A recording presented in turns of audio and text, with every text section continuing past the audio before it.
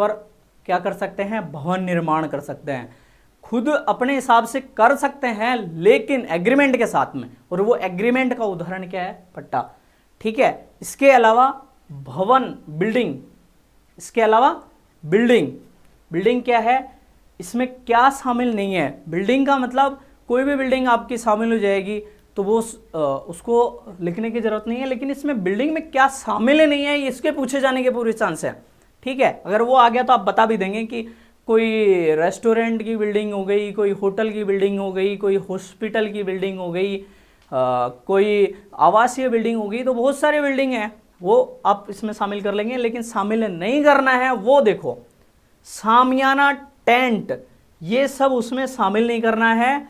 और 3 मीटर से कम ऊंची दीवार जो सीमा बना रही है उसको भी बिल्डिंग में शामिल नहीं करना है।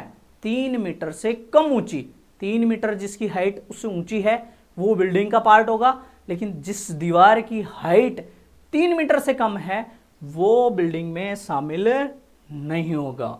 उपविधि, बाई लॉज, बाई लॉज क्या है, कानून कौन बनाता है, विधानसभा, राज्य सरकार।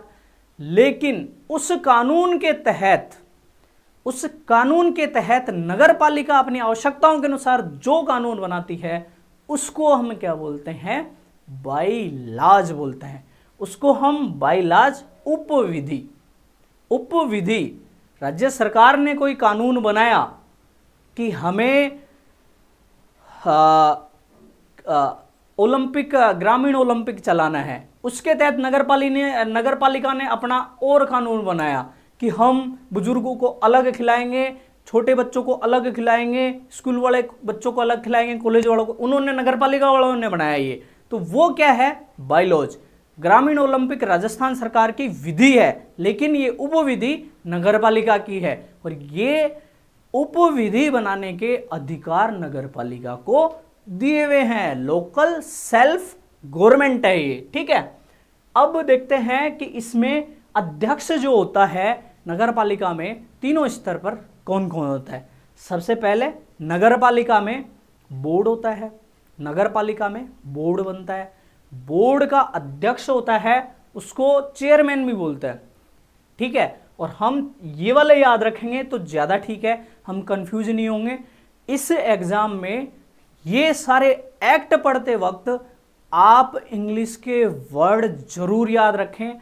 बहुत सारे मेरे साथियों के साथ ये दिक्कत होगी कि वो इंग्लिश याद नहीं करेंगे, संपरीक्षक की जगह लेखा परीक्षक आ गया, अब उसको समझ में नहीं आएगा ये क्या है।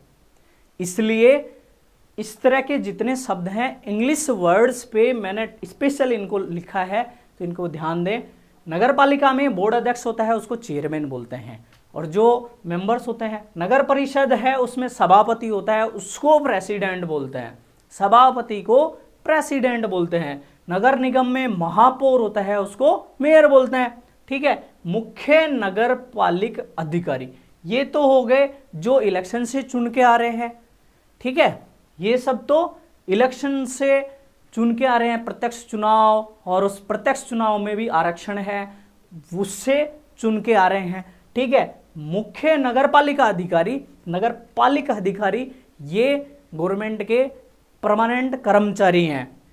इनमें नगर निगम में कौन होता है, मुख्य कार्यपालक अधिकारी एवं आयुक्त। शायद इसमें कुछ चेंज भी हुआ है कि इसको आयुक्त भी बोलने लग गए हैं, मतलब इसको नाम हटाकर ऐसा कुछ हुआ है। मैं आपको आगे नोटिफाई करवा दूंगा, उसको देख के, मेरे को मिला नहीं वो सोर्स है। नगर परिषद जो है उसमें कौन होता है, आयुक्त। उसमें कौन होता है, नगर परिषद में आयुक्त होता है, जो उसका हेड होता है, नगर पालिका अधिकारी। नगर पालिका बोर्ड जो है उसमें कार्यकारी अधिकारी, जो आपकी पोस्ट है आप वहां यहां से शुरू करेंगे, एग्जीक्यूटिव ऑफिसर। ठीक है, अब आपके सामने एक शब्द आया है पूर्ण दिवस, क्लियर डे। पूर्ण दिवस, क्लियर डे। क्लियर डे क्या होता है देखते हैं। मैंने क्वेश्चन लिखा है, ये क्वेश्चन क्या है, पप्पू को नगर पालिका नोटिस देती है। क्या नोटिस देती है कि पप्पू क्या करे कि 10 दिन के अंदर वो अतिक्रमण हटा ले। ठीक है, अब नगर पालिका उसको सुपुर्द करती है 1 अक्टूबर को, 1 अक्टूबर को, लेकिन 6 अक्टूबर को रविवार है उसमें, फिर 6 अक्टूबर को रविवार है, 8 को दशहरा का हॉलीडे है, गवर्नमेंट हॉलीडे है। अब बताओ किस तारीख को पप्पू को अतिक्रमण किस तारीख को हटाना है, इस तरह का प्रश्न आपसे पूछा जा सकता है। तो इसमें क्या होगा, सबसे पहले उस डे को काउंट नहीं करेंगे जिस दिन को व्यक्ति को नोटिस हाथ में दिया गया है। क्या? जिस दिन को नोटिस हाथ में दिया गया है उस दिन को शामिल नहीं करेंगे। इसके अलावा नोटिस में जो तारीख लिखी हुई है इशू डेट, उसको भी शामिल नहीं करेंगे। मान लो नोटिस पहले रेडी कर लिया, एक दिन पहले ही ले जाकर पप्पू को दे दिया कि पप्पू ये आपको एक्ट मतलब अतिक्रमण है, 10 दिन में हटाना है, लेकिन दे दिया पप्पू को 30 सितंबर को, उसमें तारीख लिखी हुई है 1 अक्टूबर इशू डेट, तो पप्पू का जो काउंट दिन होगा एक भी नहीं होगा, एक के बाद में 2 से शुरू होगा। इशू डेट के दूसरे दिन से शुरू होगा इशू डेट, और जिस दिन पप्पू के हाथ में दिया गया है उनमें से जो आखिरी होगा उसको शामिल किया जाता है, उसको शामिल नहीं किया जाता है, उससे नेक्स्ट डे को शामिल किया जाता है। ठीक है, 2 अक्टूबर से काउंट करेंगे। इसके बाद एक दिन रविवार आ गया, एक दिन दशहरा है, 2 ये छुट्टियां आ गई। अब कितना हो गया? 3 दिन हो गया, 3 दिन हो गया।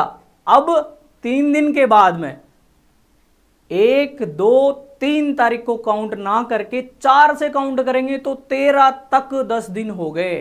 13 तारीख तक पप्पू को अतिक्रमण हटाने के पूरे अवसर हैं। ठीक है, तो इन सब को क्या बोलते हैं? Clear day. क्लियर डे में क्या क्या शामिल नहीं करते? रविवार या हॉलीडे, इसके अलावा जिस दिन व्यक्ति को नोटिस दिया जाता है या फिर उस नोटिस में लिखी हुई तारीख, इशू तारीख है ना, उसको भी शामिल नहीं किया जाता है। इसके अलावा जो डे होते हैं उनको क्या बोला जाता है? क्लियर डे, पूर्ण दिवस। ठीक है, ये है। इसके बाद कॉम्प्लेक्स। कॉम्प्लेक्स क्या होता है? वाणिज्यिक इकाई जो होती हैं उसमें 25 से ज्यादा इकाई होती हैं। वाणिज्यिक मतलब कोई कॉमर्शियल शॉप हो गया, कोई ऑफिसेज हो गया जिनका कॉमर्शियल यूज हो रहा है, उसमें 25 से ज्यादा इकाइयां होती हैं, उसको पूरे को क्या बोलते हैं? बिल्डिंग को कॉम्प्लेक्स बोलते हैं। कॉम्प्लेक्स की डेफिनेशन होती है 2, 3, 4 से कॉम्प्लेक्स नहीं बनता है। ठीक है, आवासीय में क्या होता है? 10 या इससे अधिक इकाइयां होती हैं, उसको कॉम्प्लेक्स बोला जाता है। वाणिज्यिक में 15 या उससे अधिक इकाइयां और आवासीय में 10 या उससे अधिक इकाइयां। अब दोस्तों, जो मेंबर्स चुनकर आते हैं, इलेक्शन के द्वारा चुने जाते हैं प्रत्यक्ष रूप से। नगर पालिका में पहले मेंबर चुने जाते हैं, मेंबर सारे मिलके किसको? चेयरमैन को चुनते हैं। तो हम देखते हैं कि यहां निगम पार्षद किसके लिए यूज किया जाता है? कॉरपोरेटर। इंग्लिश आपको याद रखनी है, जरूरी है। निगम पार्षद आ गया और नगर पालिका पार्षद, या फिर निगम हटा दिया पार्षद दे दिया, तो आपके लिए कंफ्यूजन की वहां दिक्कत हो जाएगी। इसलिए आप ये इंग्लिश शब्द याद रखें। पेपर में अगर आपको कंफ्यूज हो रहा है तो आप इंग्लिश का वर्ड जरूर देख लें।